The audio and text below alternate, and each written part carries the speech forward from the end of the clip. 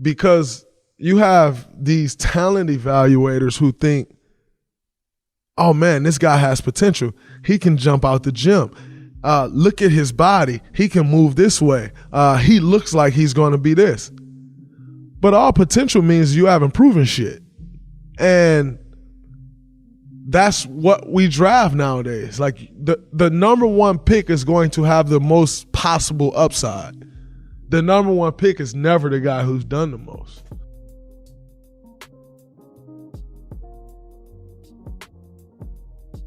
The 2019 NBA draft has turned out to be a little bit odd to me, a little bit underwhelming, but ultimately a big NBA lesson. Potential in the NBA and really in sports in general, it's always going to be just that, potential.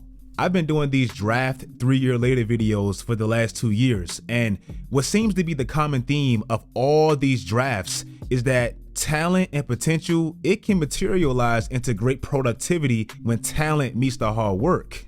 But when that talent relies just on that and it stays stagnant and never evolves, it typically blows up in the organization's face. I want to start this video by talking about two players that had two of the biggest potential-based selections in this draft. Let's start with Zion Williamson. Now, don't get it confused. Zion's talent wasn't just potential. We've seen the results immediately at Duke. This man went from dominating high schoolers to completely bullying the entire NCAA. His first game, this man had 28 points on 13 shots. His first 3 games, this man was Kobe's height, putting up Shaq-like numbers. He was always a man amongst boys. Zion's main concerns was always his weight and his outside shooting. The raw talent and God-given abilities, that was always there.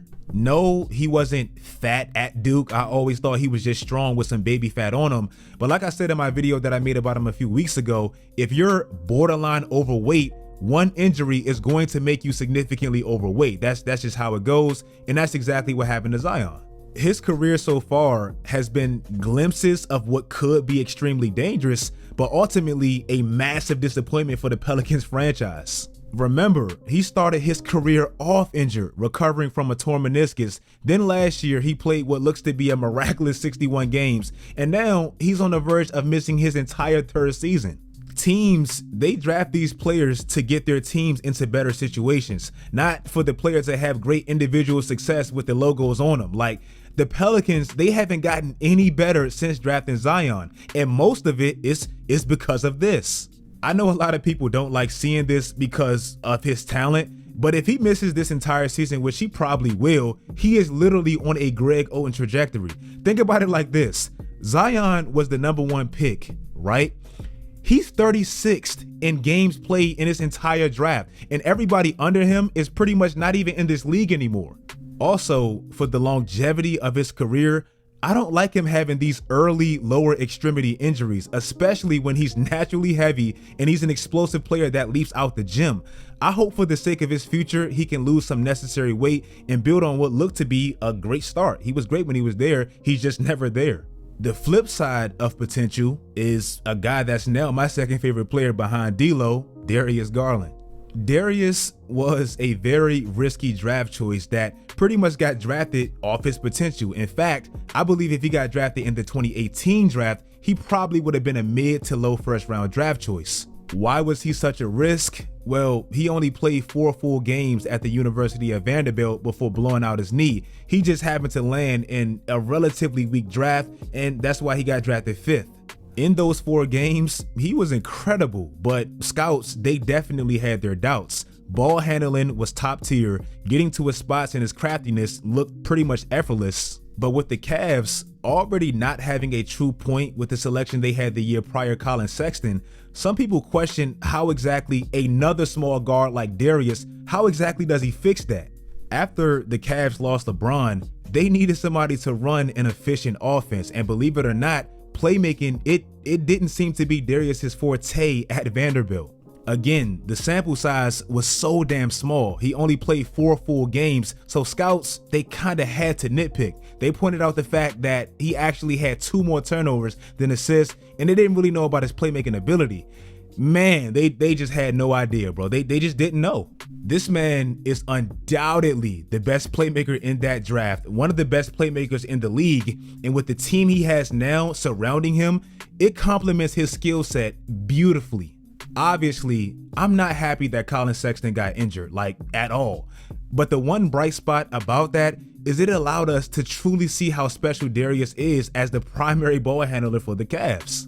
Last year, Collin led the team in usage rate for the majority of the year, so Darius, he really had to work around that. In fact, look at the playmaking difference since the beginning of last year with Collin Sexton and without Collin Sexton. He's clearly the best distributor with the offense being ran through his vision. So far, for the totality of these 3 years, Darius has been the second best player in this draft, and you can argue a wall. He's literally leading his team to the playoffs in one of the tightest, most competitive conferences ever. Like, that's just what it is. RJ Barrett, he was always the player in this draft that I struggled to read, project, and predict how good he was going to be in the NBA. And mainly, it was all because of who he played with at Duke. Like, he always seemed to be a jack of all trades and a master of none. And last year, I thought his ceiling was a great role player. Nevertheless, this is exactly why you have to let these young 19, 20-year-olds, you have to let them grow. Recently, it's seeming like he's finally turning that corner, and his confidence, it looks like it's sky high. In the past, RJ, he struggled to create off the dribble, and with Derrick Rose and Julius Randle being the primary ball handlers for the majority of all last year, you were really putting him in that role player situation, and he wasn't bad in that role. But now, if you look at him as of late, with Julius struggling a bit at times, no D Rose and Kemba Walker getting taken completely out the rotation, he now has way more opportunities, and recently, he's been on the best stretch of his entire career. I still don't want to completely judge RJ until possibly Julius Randle is gone, because that fit has always been a little bit odd to me. But as of right now, I think his ceiling is possibly a few All-Star appearances, and who knows, maybe even more. Literally, as I'm recording this video right now, I just got the notification that Cam Reddish will undergo season-ending surgery. Crazy. I'm a bunch Cam Reddish and DeAndre Hunter together because obviously they ended up on the same team, and so far they've both been extremely disappointing for the exact same reason. They just can't stay on the court enough. I seen someone say something that was so damn accurate when Cam was still in Atlanta.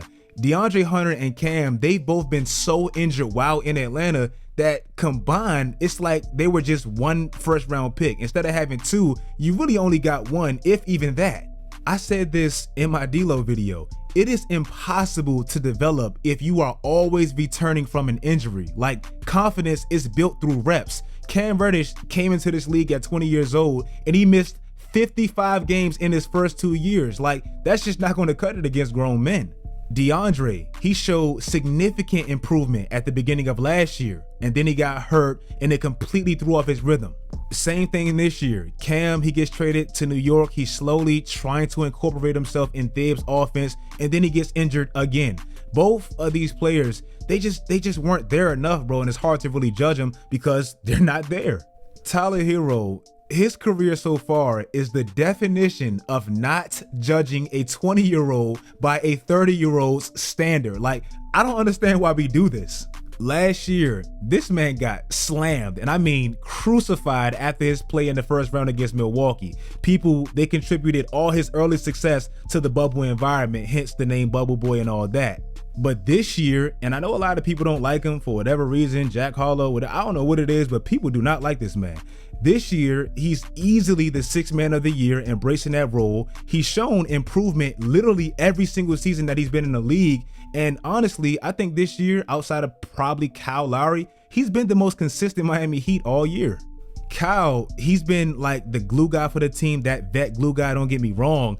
But Tyler's scoring in key moments on and off the dribble, that's really been a difference maker. Notice the last two sixth man of the years, they've been the top seeds in their conference if Miami can hold on. So I'm still very proud of Miami for not selling his stock when Twitter told him to. Like, he's clearly talented, bro.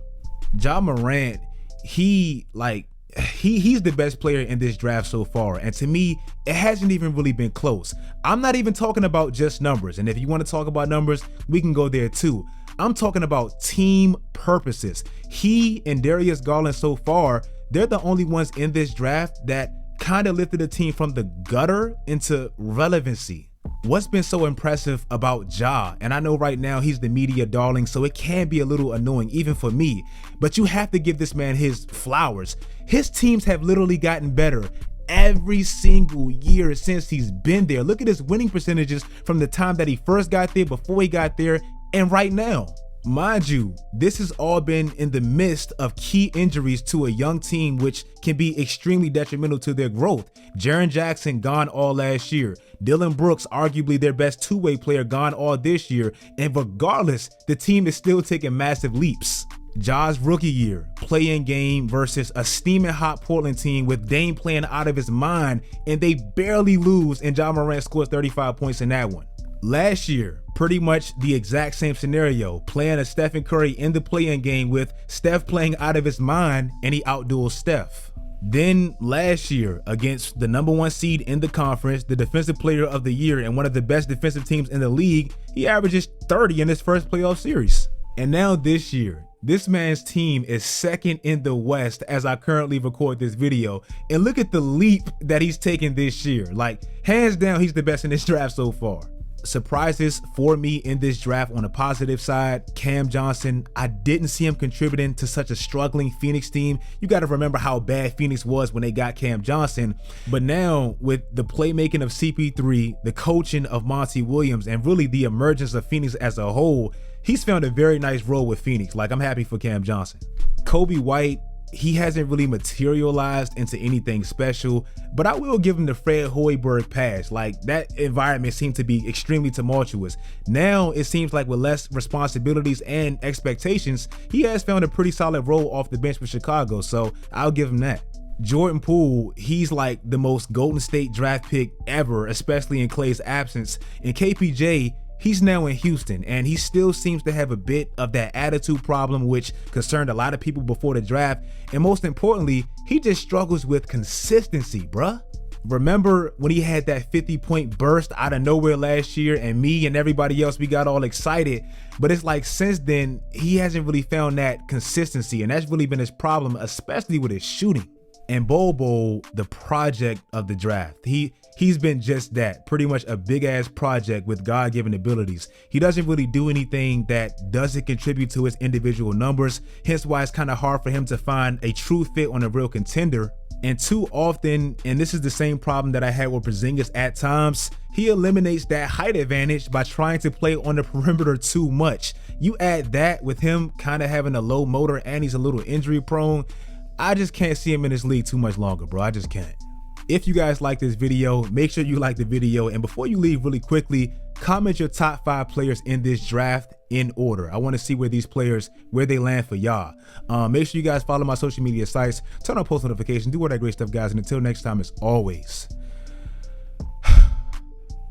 stay tuned.